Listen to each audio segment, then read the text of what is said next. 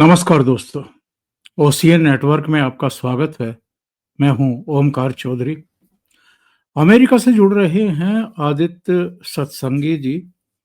सीधे जुड़ लेते हैं, फिर चर्चा को आगे बढ़ाते हैं।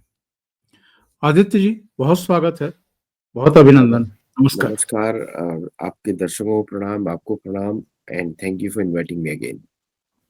Thank you very much.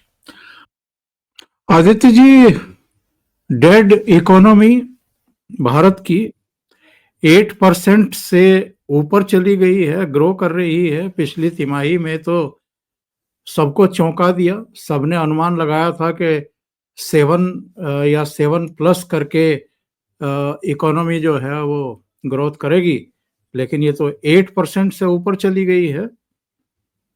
क्या इस समय कोई किसी तरह की प्रतिक्रिया, किसी स्तर की, हालांकि आप उम्मीद नहीं करते कि अमेरिकी प्रशासन या डोनाल्ड ट्रंप के साथ काम करने वाले इस पर कोई रिएक्शन देंगे, लेकिन बाकी के लिए तो एक सबक है। हमारे यहाँ भी एक डोनाल्ड ट्रंप के सुर में सुर मिला रहे थे राहुल गांधी। देखिए क्या है कि जब भारत का पूरा मीडिया डोनाल्ड ट्रंप को सपोर्ट कर रहा था, उस समय मैं चुप था। मैंने कोई भी एक भी वीडियो नहीं किया डोनाल्ड ट्रंप को सपोर्ट करने का, बिकॉज जो उनका जो टीम जो उस समय काम कर रहा था, इवन तो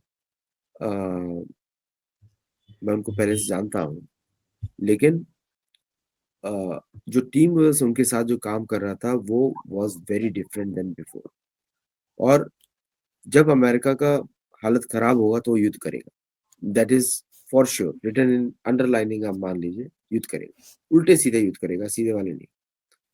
और अमेरिका का दुश्मन कभी भी चीन था ही नहीं। आप इतिहास देख लीजिए, Chinese communist party was created by the CIA. Carter के समय में वो सब हुआ था, चेंजेस हुए थे। आइजनहावर, कार्टर, ये सब लोग थे इसके पीछे। तो अमेरिका का दुश्मन हमेशा या तो भारत रहा है या रशिया रहा है। रशिया से डरता है अमेरिका, और भारत को सोचता है कि इसको इजीली खरीदा जा सकता है, इसलिए उसका बोल्डनेस रहता है भारत में। सर्जी गोर बोलते हैं, एरिक गार्सेटी ने बोला कि हम तो आके मैनेज कर लेंगे सब कुछ, जैसे हम जाएंगे ये लोग बिछ जाएंगे हमारे साथ। यही माइंडसेट रहा है भारत के लिए। ये दुर्भाग्य भी है कि इस तरह का माइंडसेट दुश्मन क्यों रखता है। आपने बात किया कि फास्टेस्ट ग्रोइंग इकोनॉमी Q2 में तो 8.2%, मतलब दुनिया की जो बड़ी इकोनॉमीज में लोग 2% से ऊपर नहीं आ पा रहे हैं, और भारत उसका 4 गुना 8.2% दिखाता है Q2 में। और साथ में IMF का रिपोर्ट बड़ा इंटरेस्टिंग है। जो सी ग्रेडिंग दिया है, उन्होंने क्रिटिसाइज नहीं किया है, उन्होंने बोला है कि आपने जीएसटी वाली इकोनॉमी को, यूपीआई वाली इकोनॉमी को इंक्लूड नहीं किया। ये क्वेश्चन है उनका। तो इट इज एक्चुअली भारत की तारीफ कर रहे हैं, you under reporting yourself. Imagine करिए कि अगर अनडिक्लेयर्ड इकोनॉमी उसके अंदर ऐड हो जाए, जो कैलकुलेट नहीं करी है, तो ये तो 16% पहुंच जाएगा। ये भारत की जो hidden economy is bigger than the real economy. और कोई दिखाएगा भी नहीं, क्योंकि हमारे यहाँ पे हमारे हमारे जो बिजनेसमैन है वेरी स्मार्ट, वो दिखाएंगे भी नहीं, क्योंकि cash dealing is still important. और बिल्कुल। सोने के अंदर डीलिंग और बार्टर डीलिंग तो अब दिखाएंगे नहीं वो। तो UPI trading is almost like a barter dealing, क्योंकि आप किसी ऐप के थ्रू पे कर रहे हैं आप, तो वो सब। सो ये उनका, तो दोनों तरफ से तारीफ ही हुआ है भारत का। पता नहीं क्यों भारतीय अपोजिशन इतना दिमाग नहीं है कि किस तरह वो इसको क्रिटिसाइज करें। सी ग्रेड पे तो उसे उसे ये नहीं बोला कि आपका इकोनॉमी नीचे जा रहा है, वो ये बोल रहे हैं कि आप दिखा नहीं रहे हो, आप 2011-12 के बेसिस पे काम कर रहे हो। तो गवर्नमेंट अगर चेंज कर देगी, 22-23 को चेंज कर दे, या फिर तो we are looking at 16 to 20% growth. तो और लोग कुछ पूछ रहे थे कि जॉब्स क्यों नहीं है भारत में। वो जॉब्स तो बढ़ रही हैं, साथ में पॉपुलेशन भी तो है, दोनों एक साथ बिल्कुल। थोड़ी जा सकती हैं। And there be always people, अगर किसी एक को जॉब मिलता है, दो लोग तो कंप्लेन करने वाले ही है, नेचुरल है। अब बाकी दो को जॉब कैसे मिले, that is the work of the guy who gets the job. तो वो उसमें सॉल्व हो जाएगा वहां पे। तो it is a good problem Bharat के पास है इस समय। और इधर एक और सूचना मिल रही है, भारत पर ट्रंप के टैरिफ का कोई असर ही नहीं पड़ रहा है। ये एक रिपोर्ट आई है कि डिमांड बढ़ रही है अमेरिका में हमारे सामानों की, और उसकी बाकायदा एक सूची जारी की गई है। इलेक्ट्रॉनिक्स, इंजीनियरिंग का सामान, समुद्री उत्पादों की लगातार डिमांड बढ़ी है। और एक सूचना तो ये भी आ रही है आदित्य जी के करीब 10 से 12% एक्सपोर्ट बढ़ गया है भारत का। एक्चुअली क्या है कि टैरिफ और सैंक्शंस में फ़र्क होता है। Tariff is imposed on your own people, sanctions are imposed on other people. तो टैरिफ लगा के इन्होंने पैर पे कुल्हाड़ी मारी है, उससे अमेरिकन मैन्युफैक्चरिंग कम हुई है, बढ़ी नहीं है। और चाइनीज़ टेक्नोलॉजीज़ अब तो बहुत ही अच्छी हैं। मैं तो देखता हूँ कि प्रोडक्ट्स का क्वालिटी भी बहुत अच्छा है। आई विल नॉट क्रिटिसाइज़ यूज़लेसली, लेकिन भारतीय products have also kept up. तो चाइनीज़ का भी बड़ा है, भारत का भी बड़ा है। और अमेरिका में जो इम्पोर्टेंट ट्रांसपोर्टेशन प्रोडक्ट्स हैं, जहाँ पे इंजीनियरिंग इन्वॉल्व्ड है, जैसे नट्स एंड बोल्ट्स है, ट्रक्स के एक्सेसरीज़ हैं, ट्रक्स पे बहुत ज़्यादा काम होता है, belts of the trucks, engines, वो तो सारे भारत में बनते हैं। Automotive ancillary automotive sector Bharat का बहुत ही क्वालिटी का है। In fact major trucking companies like Freightliner and other people depend on भारतीय प्रोडक्ट्स। और बॉल बियरिंग्स में भारत का कोई बराबरी नहीं है। सो इसलिए भारत का एक्सपोर्ट्स तो बढ़ेगा और साथ में प्रॉफिट मार्जिन भी बढ़ेगा। और ट्रम्प बहुत सारी चीज़ें लोगों को बताते नहीं है अमेरिकन्स को, और अमेरिकन मीडिया भी अमेरिकन्स को थोड़ा पूरी इन्फॉर्मेशन नहीं देता। अमेरिकन मीडिया भी चाहता है कि सी इनका जो कॉन्क्वेस्टाडोर माइंडसेट है कि we are conquest, we are, ये इनको ले डूबेगा। बिकॉज़ कोई भी समाज सिर्फ कॉन्क्वेस्ट पे नहीं चलता, उसके लिए आपको शांत तरीके से अर्थव्यवस्था के बारे में सोचना पड़ता है। अभी तक तो क्या रिजर्व करेंसी स्टेटस था, जा रहा था, अभी रिजर्व करेंसी स्टेटस ही 45% रह गया है पूरी दुनिया में। तो now they have to work hard, क्योंकि और अगर इन्होंने निकाल दिया 19 लोगों को पर्सन, 53 मिलियन की बात हो रही है, 53 मिलियन लोगों को निकाला, सड़क पे आ जाएंगे सब लोग। बिकॉज इनका खुद का पॉपुलेशन ग्रोथ नहीं है, इज 1.6, 1.6 इज नॉट रिप्लेसेबल। इसका मतलब ये है there more people going to die then the people getting birth. तो इसलिए डोनाल्ड ट्रम्प के सामने प्रॉब्लम्स मल्टीफोल्ड है और समझ में नहीं आ रहा है उनको कि क्या करें। एक तो है टैरिफ्स, सबसे बड़ी प्रॉब्लम डोनाल्ड ट्रम्प की टैरिफ, क्योंकि उन्होंने अब ये चूरन बेच दिया है। हम पुराने ब्रिटिश मॉडल पे जा रहे हैं, जहां पे जो हमारी जो कॉन्कर्ड टेरिटरीज है, हमारा देश नहीं, उससे जो भी पास होगा वो उस पे हम पैसा कमाएंगे। That is the lazy man's अर्थव्यवस्था, बिल्कुल। उसमें देश नहीं चलते। उनको लगा था कि पनामा कैनाल को बनाए इसीलिए था कि डिवीजन क्रिएट करें नॉर्थ और साउथ में। वो दूसरा रीजन है कि ट्रांसपोर्टेशन, लॉजिस्टिक्स। ये पहला रीजन था डिवीजन क्रिएट किया जाए। और उसके आसपास के सारे एरिया पे आप क्या देखेंगे, ऑर्गेनाइज ड्रग कार्टेल्स, सबकी ट्रेनिंग हो रही है वहां पे। वो पर्पसली बनाया गया कि आपको लगता नहीं कि अमेरिका जैसा देश बॉम्बार्डमेंट करके खत्म नहीं कर सकता, 2 मिनट लगेंगे खत्म करने में। वो तो वैसे ही बंदूकें चलाना चाहते हैं। तो बट तो लेकिन करते नहीं है। So the entire colonial premise is failing now. तो अब समझ में नहीं आ रहा है कि एंग्लो सैक्सन क्या करे। और साथ में नेटिव अमेरिकन का भी जो है प्रोफाइल बढ़ता जा रहा है। अब वो लोग ओपनली बोलते हैं get back, go back, land back, इनका मूवमेंट चल रहा है। तो ऑन ऑल साइड्स में ये एडमिनिस्ट्रेशन ने, ये पहले से थे, लेकिन इस एडमिनिस्ट्रेशन में everyone has come out in open. बिल्कुल सही है। और पीयूष गोयल का एक बयान में देख रहा था सर, पीयूष गोयल ने कुछ देशों के नाम गिनाए हैं कि इनके साथ तो हमारा ईएफटीए हो गया है। ऑस्ट्रेलिया है, संयुक्त अरब अमीरात है, मॉरिशस है, ब्रिटेन है, 4 देशों का जो यूरोपियन मुक्त व्यापार संघ है, ये सब इनके साथ एफटीए को ऑलरेडी मूर्त रूप दे दिया गया है। और एक और उन्होंने चौंकाने वाला खुलासा किया है, कुल 50 देशों के साथ एफटीए पर बातचीत हो रही है। यानी भारत हाथ पर हाथ रख करके नहीं बैठा है। जो ट्रम्प इस गलतफहमी में थे कि ये गिड़गिड़ाएंगे, कहेंगे कि भाई प्लीज हटा दीजिए 25% अतिरिक्त तो हटा दीजिए, बाकी का भी कम कर दीजिए, तो भारत तो गिड़गिड़ा नहीं रहा है। भारत तो बल्कि रास्ते खोज रहा है, रास्ते तलाश कर रहा है।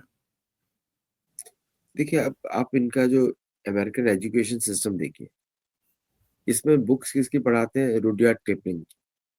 Rudyard Kipling is a fiction writer. Will Jones के जैसा है, विल स्मिथ जोन्स जो भी इनका जो है, उसके जैसा है। इमेजिन इंडियन पॉवर्टी, तो इसने कॉपी किया पिछले फिक्शन राइटर को। इमेजिन कोई आ गया इंडिया से तो उसका इंटरव्यू ले लिया। सो ये जो पूरा एजुकेशन सिस्टम है उसमें बना हुआ है कि भारत में कास्ट सिस्टम है, भारत में सपेरों की दुनिया है, भारत बहुत गरीब है। और इनके जो अट्रॉसिटी लिटरेचर होते हैं, अट्रॉसिटी लिटरेचर मतलब तैयार करते रहते हैं सीएनएन, एबीसी, एएफपी और ये सब तैयार करते रहते हैं। वो सिर्फ गरीबी दिखाएंगे भारत। अब भारतीयों ने भी शुरू कर दिया है, अमेरिका की गरीबी दिखाते हैं खुल के। तो उसकी वजह से एक जनरल जो आइडिया है इन द एंग्लो सैक्सन समाज इज दैट कि भारत बहुत ही गरीब देश है, इसमें दया करने की जरूरत है। और जो भारत की जो ग्रोथ है उसको उन्होंने छुपा के रखा हुआ है। ये बहुत ही अच्छी बात है भारत के लिए, बाय द वे। इसमें बिल्कुल विचलित नहीं होना चाहिए, क्योंकि दुश्मन को, जो आपका असली दुश्मन है, उसको ये नहीं पता लगना चाहिए कि आपके क्या कर सकते हो। सिंदूर में इनको मिली झलक, तो तब इनको चौंक गए। और दूसरा, भारत का जो हाइपरसोनिक टेस्ट हुआ था, आपको मालूम है कि स्क्रैमजेट इंजन में अमेरिका का जो बेस्ट रिकॉर्ड है वो 54%, 54 सेकेंड्स ऑफ ऑपरेशन स्क्रैमजेट में। भारत ने वो अचीव किया 87 सेकेंड्स। आप सोचिए, इसका ऑलमोस्ट मतलब कि 30% अप उसने अचीव किया इंडिया ने। अब उसमें 12 मैक की स्पीड आई, 10 to 12 मैक की स्पीड। अमेरिका को किसी चीज से डर नहीं लगता। बातचीत में वो बेशरम होते हैं, आपको गाली देने के बाद वापस पहुंच जाएंगे आपका खाना खाने के लिए। लेकिन मिलिट्री पे दे आर अलर्ट, क्योंकि उनको जहां भी पिटाई होने का डर होता है, या तो निकल लड़ते नहीं है किसी से। आप कोई भी इतिहास देख लीजिए, जापान वाला जब देख लेंगे तो आपको पता लगेगा कि जब Germany was controlled then Japan was taken care, one at a time. और वहां पे रशिया इनके साथ था उस समय, तो मेजर वॉर तो रशियन ने लड़ा। तो ये, तो नाउ जो the point which are saying कि भारत का जो ग्रोथ है, पीयूष गोयल जी ने जो 50 देशों के साथ एफटीए भारत साइन कर रहा है, और प्लस भारत का net exports have increased including to America. बिल्कुल। और भारत ने अभी तक सैंक्शंस नहीं लगाया है, टैरिफ भी नहीं लगाया। भारत सैंक्शंस आज उस स्टेट में है कि भारत अगर चाहे तो सैंक्शन लगा सकता है ऑन एजुकेशन। बोलेगा कि मैं सैंक्शंस लगाता हूं on Indian students going to America. उस 1% सैंक्शन पे इनकी इकोनॉमी नीचे आ जाएगी। तो ये आइडियाज अभी भारत ने यूज नहीं किए। दूसरा, भारत ने सैंक्शंस नहीं लगाया है सर्विसेज एक्सपोर्ट्स पे, which is a major part. उस पे अमेरिका चलता है, इसलिए बिल्कुल। American companies are moving to GCC. तो जिस दिन अगर वो सैंक्शन लग गया, it will be done deal for America, क्योंकि उसमें अमेरिकन इकोनॉमी बैठ जाएगी। क्योंकि अमेरिकन इकोनॉमी, वो सोचते हैं गुड्स पे चलता है ट्रेड। अमेरिकन इकोनॉमी अगर वो अपने आप को डेवलप मानते हैं, सपोज वो नहीं मानते, तब अब बात दूसरी है, तब चाइना का इंपॉर्टेंस है। अगर वो डेवलप मानते हैं तो मेन इंपॉर्टेंस तो भारत का हुआ। डेवलप होने का पर्पज ही होता है सर्विसेज बेस्ड इकोनॉमी, लोगों को कन्वीनियंस से ज्यादा है। तो अभी तक तो भारत ने कोई ट्रम्प कार्ड ही यूज नहीं किया है, एक्चुअल ताश वाला ट्रम्प कार्ड अभी तक यूज नहीं किया है। अगर जिस दिन भारत उसको यूज करेगा, it will be done deal for these guys. इनको भारत को लड़ने की भी जरूरत नहीं इनके अंदर, बस एक 2% टैक्स लगाओ, टैरिफ लगाओ, कुछ नहीं, टैक्स, सॉरी सैंक्शंस। 4 दिसंबर को पुतिन आ रहे हैं दिल्ली। कैसे लिया जा रहा है अमेरिका में? बोलेंगे कुछ नहीं ये लोग, लेकिन अंदर से तो बेचैनी बहुत जबरदस्त है। तो उसका आपको, द वे आपको अमेरिकन साइकी समझनी पड़ेगी। जब उनको किसी चीज से खतरा होता है, उस विषय के अलावा सबसे बाकी सब बातें होती है ना। ये एंग्लो सैक्सन का माइंडसेट है। तो इससे सबसे बड़ा डर है, क्योंकि उसमें कुछ और डिस्कस होने वाला है, जैसे कि बिल्कुल। Interoperability. Indian Russian ships can use Indian ports for maintenance and repair, और ऑलरेडी इंडिया ओज देम। रूबल रूपी के ट्रेड में भारत बोल रहे हैं ठीक है, हम आपको ये सब दे देते हैं, जो भी आपका डिपॉजिट है हम आपको ये सब दे देते हैं, तो वो तो भारत को देना ही पड़ेगा। So this is confirm deal. दूसरा, मे बी, अब उसके बारे में हम कुछ बोल नहीं सकते, ऐसी 57 का डील और ये सब डील्स हो सकता है, पता नहीं मुझे, बट ऐसा सोशल मीडिया बता रहा है, नेशनल मीडिया बता रहा है। But the confirm thing is interoperability, that is itself the deal. तो अगर वो हो गया एंड शिप बिल्डिंग हो गया, उसके बाद तो कुछ बचा नहीं। तो वो बेचैनी है, बहुत बुरी बेचैनी है। फॉल्स फ्लैग ऑपरेशंस कर सकते हैं ये लोग, कोई ना कोई भारत के विरुद्ध उस समय, जैसे लास्ट टाइम जब अमेरिकन वाइस प्रेसिडेंट आए थे तो पहलगाम हुआ था। और पाकिस्तान के पिट्ठू के साथ रशियन प्रेसिडेंट होंगे तो वो भी कर सकते हैं। यद्यपि रशिया, पाकिस्तान बहुत डरता है रशिया से, उसके इंजन है RD-93, जो उसके JF-17 जो उसका क्लंकर है उसको चलाते हैं। तो लेकिन but still we can expect that कि खुद तो बोलेगा नहीं, किसी और के थ्रू कुछ करेगा। डिजाइन तो किया था इन्होंने, 6 दिसंबर को ये पूरे भारत में जगह जगह धमाके करने वाले थे, ड्रोन के जरिए, रॉकेट के जरिए, 32 गाड़ियों के जरिए, और बहुत बड़े पैमाने पर नरसंहार करने की इनकी साजिश थी, जिसको हमारी सुरक्षा एजेंसियों ने, और मैं तो सैल्यूट करूंगा जम्मू कश्मीर के श्रीनगर के जो SSP हैं उनको, उन्होंने जो पोस्टर लगाए जा रहे थे जैश के, उनको हल्के में नहीं लिया, उसका पीछा किया और उसके बाद एक एक करके इनको सबको उठाया। तो एक बहुत बड़ी साजिश तो थी कि जिस समय पुतिन आए उस समय कुछ ऐसा किया जाए, एक विनाश किया जाए, और नाम दिया जाए ये कि बाबरी विध्वंस का बदला लिया जा रहा है, और प्रभु राम का जो नया भव्य मंदिर बनाया गया है उसका, उसकी प्रतिक्रिया में ये सब किया जाए। लेकिन निशाने पर तो आप सही कह रहे हैं, जब कोई बड़ी डिग्निटी आती है तो तब ये इस तरह का कुछ ना कुछ करते हैं, एक बड़ी देखिए, साजिश। बहुत सारे, ये देखिए अमेरिका का ये एक मतलब एक अभी कैसे इसको कंपेयर करें, चलिए अपने दर्शकों से माफी मांग के आपसे थोड़ा बोलता हूँ, गर्लफ्रेंड के जैसा बिहेव करता है, खिसियाई हुई, जलन जलन से, जेलसी से, और प्यूनिटिव एक्शन, सीधा सीधा प्यूनिटिव एक्शंस पे। There is no middle course, कोई डिस्कशन का पैटर्न नहीं है। मतलब जैसा हम चर्च में बात करते हैं ना, अगर आप क्वेश्चन पूछोगे तो आपको बाहर निकाल देंगे, चर्च में ऐसी बातें होती है, अमेरिकन चर्चेस में तो लेकिन उसी तरह का एटीट्यूड है, वो देशों पे नहीं चलता, स्पेशली भारत जैसे देश में नहीं चलने वाला। आप मेक्सिको को बोल सकते हो, वेनेजुएला को बोल सकते हो, क्योंकि जो सिविलाइजेशन प्राइड है भारतीयों में, इनको किसी ने, ये इंडियन अमेरिकन का भी फॉल्ट है, सिखाया नहीं कभी। मतलब इनके सामने हाथ जोड़ के खड़े हो गए, ऑब्वियसली हमारा स्ट्रेंथ है इसलिए हम हम्बल हैं। हम unity is a sign of strength not weakness. हम हम्बल हैं बिकॉज वी आर स्ट्रांग, लेकिन सिखाया नहीं, और इन्होंने सीखा भी नहीं क्योंकि इसने सिखाया भी नहीं। तो इसलिए भारत को कठोर उत्तर तो देना ही पड़ेगा कोई ना कोई।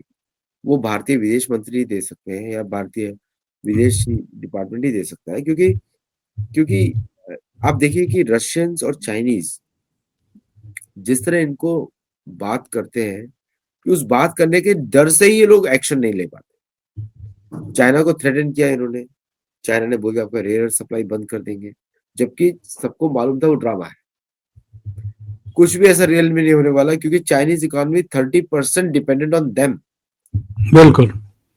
You know. लेकिन भारत के विरुद्ध इस तरह का ये लोग जब बातें करते हैं, आप देखेंगे कि सर्जियो गोर बिल्कुल चुप रहेंगे, क्योंकि वो रशियन है, ऑर्थोडॉक्स चर्च से है, रशियन ज्यू उनका एंसेस्ट्री है, और वो टॉप एडवाइजर है प्रेसिडेंट ट्रम्प के। आप इससे क्या अंदाजा लगा सकते हैं? तो तो द एंड उन्होंने पूरी कैबिनेट बनाई है, जितने भी कॉमेडियन है इनके सारे, बसंती एंड ऑल दिस। तो रशियन अमेरिकन एम्बेसडर का इस विषय पे चुप रहना इज द बिगेस्ट सिंबल कि बहुत बड़ी आग लगी हुई है, इसलिए फॉल्स फ्लैग ऑपरेशन होंगे भारत। साहब ये बताइए, डोनाल्ड ट्रंप की मेमोरी थोड़ा वीक हो गई है, क्या हुआ है? अभी जो कुछ व्हाइट हाउस के बाहर हुआ नेशनल गार्ड के साथ, जिसमें एक लेडी की डेथ हो गई, दूसरे अभी स्वास्थ्य लाभ ले रहे हैं, ईश्वर करे बच जाएं। उसके बाद इन्होंने कहा है कि तीसरी दुनिया के देशों का यहाँ आगमन ही मैं पूरी तरह रोक दूंगा, और जो हमलावर था उसकी पहचान एक अफगानी के रूप में हुई है, जो अपनी बीवी और 5 बच्चों के साथ अमेरिका में ही रह रहे हैं। 2021 में माइग्रेट होकर के वो अमेरिका गए थे। और जो और ताज़ा सूचना मिल रही है वो ये है कि वो 10 साल अफ़गानी सेना में सेवाएँ दे चुका है, और जो अमेरिकन ट्रूप्स वहाँ पर तैनात थे, उनके साथ मिलकर के भी काम कर चुका है। अब ये रहस्य है कि नेशनल गार्ड पर उसने गोली क्यों चलाई? एक नौजवान लेडी की जान आखिर क्यों ले ली? ये तो जो जाँच एजेंसियाँ हैं वो देखेंगी। लेकिन मैं जो मेमोरी लॉस की बात कर रहा हूँ डोनाल्ड ट्रंप की, इनके करीबी चार्ली किर्क की हत्या भी क्या किसी अफ़गानी ने या उन 13 देशों के किसी नागरिक ने की है, जिन पर ये पाबंदियाँ लगा रहे हैं? और तीसरे देश के इनकी नज़र में जो गरीब हैं, जो अमेरिका में आते हैं रोज़गार की तलाश में, उनको एक तरीके से ये गालियाँ दे रहे हैं। देखिए ये अमेरिका में बहुत सारे फ़ॉल्स फ्लैग ऑपरेशंस होते हैं। हर तरफ षड्यंत्र ही षड्यंत्र है, और मैंने जितना इसके अंदर डेटा देखा, इसमें कहीं न कहीं जो बोल रहे हैं वो सत्य नहीं दिख रहा है। मुझे तो कहीं दिख नहीं रहा है, क्योंकि ये व्यक्ति आईएसआई के साथ भी काम कर चुका है। ये सीआईए के लोगों ने ही बताया है, और इस इंसिडेंट के बाद तुरंत स्टीवन मिलर का एक इंटरव्यू आया था फॉक्स न्यूज़ पे, जिस पे वो रीमाइग्रेशन की बात करते हैं। तो क्या ये इंसिडेंट एक्चुअली एक फॉल्स फ्लैग ऑपरेशन है? इस पे तो जाँच होनी चाहिए। तुरंत उसके बाद उन्होंने 19 कंट्रीज़ का नाम लिया, जिससे हमें अमेरिकन ये जो करंट एडमिनिस्ट्रेशन है, मैं स्टेट डिपार्टमेंट नहीं बोल सकता, क्योंकि स्टेट डिपार्टमेंट डिसफंक्शनल है। अभी वन मैन शो है व्हाइट हाउस से। तो अगर वो 19 कंट्रीज़ में वेनेजुएला का नाम कैसे आ गया? वेनेजुएला के जो आर्म्ड गैंग्स जो अमेरिका में आए थे, ऐसा हमको बोला जाता है कि ये बाइडेन एडमिनिस्ट्रेशन में आए थे। ऐसा तो बिल्कुल करेक्ट रिकॉर्ड नहीं है स्टेट डिपार्टमेंट का। ये तो उसके पहले भी आ रहे थे, ओबामा के समय में भी आए थे, बिल क्लिंटन के समय में भी आए थे। पूरा लॉस एंजेलिस में इन्होंने कवर किया हुआ है। तो ये जो इंसिडेंट पे जिस तरह वो बोल रहे हैं कि 19 देशों से थर्ड वर्ल्ड, उसके पीछे तो हमको और जाना पड़ेगा कि जब आप किसी दूसरे देश में आक्रमण करने जाते हैं, ये तो well known standard operating procedure है कि आप वहाँ के लोकल लोगों से मदद लेते हैं। कोई भी सेना लोकल लोगों की मदद के बिना काम नहीं कर सकती, चाहे वो अमेरिका की हो, चाहे भारत की हो। भारत को भी लोकल अगर भारत लाहौर लेता है, मैं तो ऑप्टिमिस्टिक हूँ कि सिंधु नदी हमारे अंदर आनी चाहिए। बट तो वहाँ पे लोकल लोगों की मदद लेनी पड़ेगी, और जब आप लोकल लोगों की मदद करते हैं, तो वो किसी न किसी बेनिफिट के लिए तो होगा। जब आप पैसा नहीं देते, तो आप क्या देते हैं उनको? प्रॉमिस। प्रॉमिस होता है ग्रीन कार्ड, असाइलम। और जब आप तालिबान को अपोज़ कर रहे हैं अफ़गानिस्तान में, तो रेगुलर अफ़गानी क्यों आपको सपोर्ट करेगा अनलेस उसके बीवी-बच्चे सिक्योर नहीं होंगे। तो असाइलम का मेन कारण यही है कि फेल्ड अमेरिकन फॉरेन पॉलिसी। या तो आप उतना ही प्रॉमिस करें जितना आप दे सकते हैं, यहाँ पे ला के उनको निकालना, बेइज़्ज़त करना, उनको जॉब्स नहीं देना, उनके करियर को रोक के रखना, ये सब रीज़न्स होते हैं लोकली। तो जितने भी लोग ग्रीन कार्ड पे आए हैं, चाहे सीरिया से आए हों, चाहे इराक से आए हों, चाहे पैलेस्टाइन से आए हों, नेचुरली अमेरिका को हेट करते हैं। अमेरिका अफ़गानिस्तान में ऐसे ऑपरेशंस होते थे, इराक में ऐसे ऑपरेशंस होते थे, जहाँ पे फ्रेंडली फायर से ज़्यादा अमेरिकन ट्रूप्स मरते थे, देन विद द एनिमी कम्बैटेंट। तो आप उन्हीं लोगों को लेकर आ रहे हो जिन पे आप ट्रस्ट नहीं कर सकते, और आपने उनका वेटिंग कौन-सा किया? कि सीआईए का वेट सीआईए तो दोनों साइड काम करता है। सारे कॉन्फ्लिक्ट्स में कोई भी गुप्तचर संस्था होगी, वो दोनों साइड काम करेगी। इसीलिए वो गुप्तचर संस्था है। तभी तो इन्फॉर्मेशन का वो आदान-प्रदान कर रही है, क्योंकि वहाँ पे dual agents is a main the most important information source for any agency. मैं सिर्फ अमेरिका की बात नहीं कर रहा हूँ, पूरी दुनिया की सबकी। तो अगर आपको वो इन्फॉर्मेशन दे रहा है, तो दूसरी साइड भी देगा, तभी तो दोस्त है उनका भी, आपका भी। तो ये जो मैं इसको देखता हूँ कि एक तो फॉरेन पॉलिसी पे क्वेश्चन उठता है कि आपकी किस फॉरेन पॉलिसी है और मिलिट्री पॉलिसी कौन सी है। और ट्रम्प का नींद उड़ना या ट्रम्प को परेशान होना, ये तो इनके केओस तो इनके एडमिनिस्ट्रेशन का हॉलमार्क है। फर्स्ट में भी रहा है, पहले में भी रहा है। 2016 2020 में भी कितना केओस था दुनिया में। और जो इन्होंने बात करी, मैं माइग्रेशन रोक दूंगा और मैं सब वो, अब बात हो रही रीमाइग्रेशन की, चाहे वो सिटीजन बन चुके हों, बट इस 19 देशों से लोगों को बाहर निकाल देंगे तो बाकी लोग तो परेशान होंगे। तो तो इंडियन अमेरिकन में भी इफेक्ट पड़ता है, जो ये बाहर नहीं है, उसके उस परिव्यू के बाहर नहीं है। तो ये जो कंफ्यूजन है, मुझे तो ऐसा लगता है कि किसी को समझ में नहीं आ रहा है क्या करें। देखिए क्या है ना कि if you always think in action mode, तो आप शांति से नहीं सोच सकते। शांति से सोचने के लिए आपको थोड़ा धैर्य रखना पड़ता है, लॉन्ग टर्म अप्रोच बनानी पड़ती है, then you can do it. Knee jerk reaction से कोई देश चलता नहीं है। तो इसपे इनको सिस्टमिक इन्वेस्टिगेशन करनी पड़ेगी कि वेयर वी आर रॉन्ग। अपने दोस्तों को आप एलिनेट कर रहे हो और अपने दुश्मनों को आप खुश कर रहे हो। भारत तो कभी भी दुश्मन नहीं रहा। भारतीय गवर्नमेंट बिल्कुल की तो पॉलिसी है, we are not anti West, we are our own, we are India.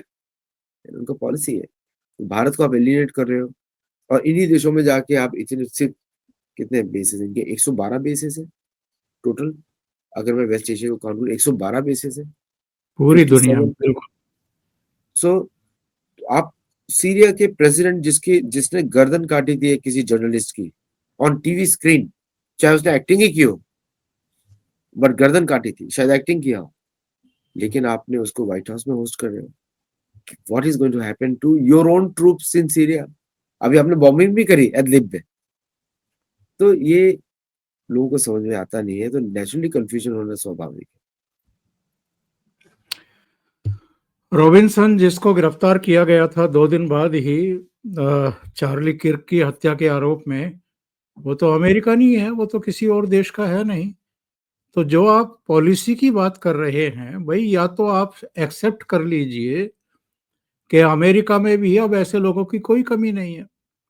Even आपके स्कूलों में, दूसरे सार्वजनिक स्थलों पर किस तरह से हत्याएं हो जाती हैं और मार्श किलिंग होती है। और पिछले दिनों, आप उसको करेक्ट करेंगे, एक होटल व्यवसायी की, भारतीय की हत्या की गई थी।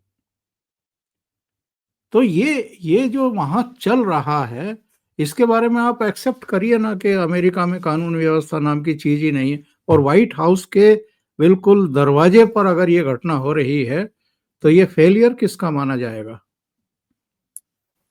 देखिए कोई एडमिट नहीं करना चाहता इस बात को यहाँ पर, क्योंकि ये इससे बड़ा कोई सिक्योरिटी ब्रीच हो नहीं सकता। अगर भारत के पार्लियामेंट के करीब 5 किलोमीटर के दायरे में ऐसा कुछ इंसिडेंट होता है, इसे नेशनल इशू, अभी सारी मीडिया उस पर बात करेगी हर एंगल से। यहाँ पे किसी को आपने मीडिया को बात करते हुए देखा एक दिन के बाद? कुछ नहीं। बात हो रही है सिर्फ थ्रेट्स की। इसलिए मैं शुरू में बोला कि कौन सी थ्योरी कॉन्स्पिरेसी है, कौन सी थ्योरी कौन सी है, किसी को पता नहीं।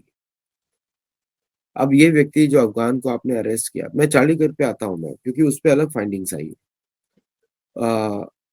तो ये जो सडनली इस व्यक्ति को एम्बुलेंस में रख के ले गए, सबने वीडियोस देखा, कपड़े उतार दिए उसको, नॉर्मल प्रोसीजर होता है, उसको लेके चले गए। कुछ भी उसके बाद डेटा नहीं है, क्या कोर्ट में लाया गया, क्या वो जिंदा है या उसको छोड़ दिया गया, कुछ नहीं। क्योंकि सीआईए अपने लोगों को बचा के रखता है हमेशा, ये उसका रिकॉर्ड है। किसी भी हालत में अपने लोगों को बचाएगा या फिर मार देगा, स्ट्रेट अवे हटा देगा। तो कुछ रिकॉर्ड नहीं। और तो ये मुझे, और हाउ कुड वो इतने करीब पहुंच गया? ये भी नहीं बोल सकते नेशनल गार्ड्स के विरुद्ध है, उसका कोई संबंध ही नहीं नेशनल गार्ड से। उस व्यक्ति को समझ में नहीं आता नेशनल गार्ड्स का पर्पस क्या है। उसका काम तो क्लैंडस्टाइन सर्विसेज में काम करना है और युद्ध लड़ना है। He is train with the SEALs. तो और वो व्यक्ति जो ग्रेटफुल होगा 2021 में, 2025 में आपने उसको असाइलम दिया आफ्टर ड्यू वेटिंग, तो इसका मतलब जो इतना ग्रेटफुल है अपने बच्चों के लिए, वो ऐसा काम क्यों करेगा? वो तो अभी भी निकला है जहर से। सो बिल्कुल। तो ये सब चीजें जो है मुझे डाउटफुल करती हैं इसके ऊपर। चार्ली कर्क के ऊपर भी मुझे बहुत डाउट्स हैं। मेरा तो कोई रिसर्च नहीं है, मैं तो just I am scanning the social media, publicly available sources. बहुत सारे अमेरिकन इस समय ब्लेम करें चार्ली कर्क के हत्या को इजराइल के ऊपर। तो एक तरीके का चर्च का माहौल बन रहा है अगेंस्ट इजराइल। तो आप देख ही सकते हैं सोशल मीडिया में कि किस तरह अभी जैसे टेड क्रूज जो प्रो इजराइल की बात कर रहे थे एक इवेंट में टेक्सास में, उनको उस इवेंट से भगा दिया कि आप अमेरिका के बारे में बात करिए, इजराइल के बारे में बात मत करिए। So there is something else also going on. और उस एंगल में अभी चार्ली कर्क किस कंट्री के सबसे विरुद्ध थे? इजराइल। इजराइल के विरुद्ध थे।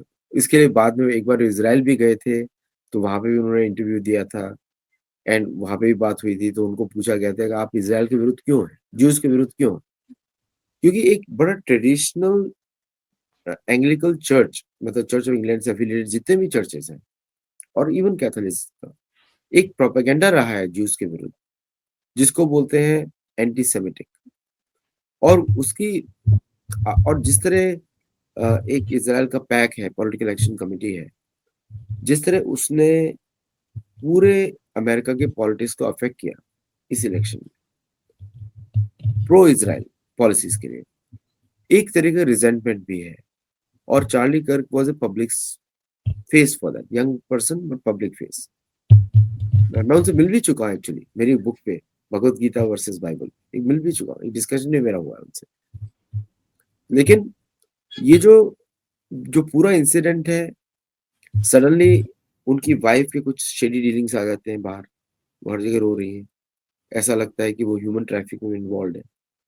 तो ये सब इंसिडेंट्स को मैं जब देख रहा हूँ, कलेक्ट कर रहा हूँ, तो मुझे मुझे ये जो थ्योरी बनाई गई रॉबिन्सन वाली, उस पे कोई यकीन नहीं हो रहा है, क्योंकि दैट बॉय इज फ्री, वो अलग से घूम रहा है, क्योंकि उसके माता पिता स्वयं ही मिलिट्री के लोग हैं और वो बता रहे हैं कि ये व्यक्ति ऐसा कुछ कर ही नहीं सकता, इवन दो उसको शौक था हंटिंग गन्स का। तो उस पे भी ब्लैक बॉक्स है, कहीं कुछ दिख नहीं रहा है क्या हो रहा है, कोई फॉरवर्ड मूवमेंट नहीं है कहीं पर भी। और सडनली ये मेन स्ट्रीम मीडिया से तो बाहर चला गया, अब सिर्फ सोशल मीडिया पे बचा है। और सोशल मीडिया पे जितने भी लोग बात कर रहे हैं वो सारे इस तरह की कॉन्स्पिरेसी थ्योरीज पर ही बात कर रहे हैं। जब तक कुछ प्रूव नहीं होता तो मैं भी उसको कॉन्स्पिरेसी थ्योरी बनाऊंगा, but it just gives me a new perspective to look at these things. तो इसे चार्ली कर्क काफी इस तरह का ही ब्लैक बॉक्स मुझे लग रहा है। बहुत सही बात आपने कही है। आदित्य जी, बहुत बहुत धन्यवाद जुड़ने के लिए, इतना समय निकालने के लिए ओशियन नेटवर्क के लिए, और बहुत महत्वपूर्ण बिंदुओं पर चर्चा करने के लिए। दर्शकों से निवेदन है, आपको अगर ये चर्चा अच्छी लगी है तो लाइक जरूर करें, इस वीडियो को फॉरवर्ड करें, शेयर करें ग्रुप्स में अपने मित्रों से। अभी तक अगर ये चैनल आपने सब्सक्राइब नहीं किया है तो सब्सक्राइब जरूर कर लें, साथ में लगे बेल आइकॉन को दबा दें, उसमें भी ऑल वाला बटन दबाएं ताकि सभी नोटिफिकेशन आपको जरूर मिलते रहें। बहुत बहुत धन्यवाद जुड़ने के लिए। Thank you so much. Thank you. नमस्कार।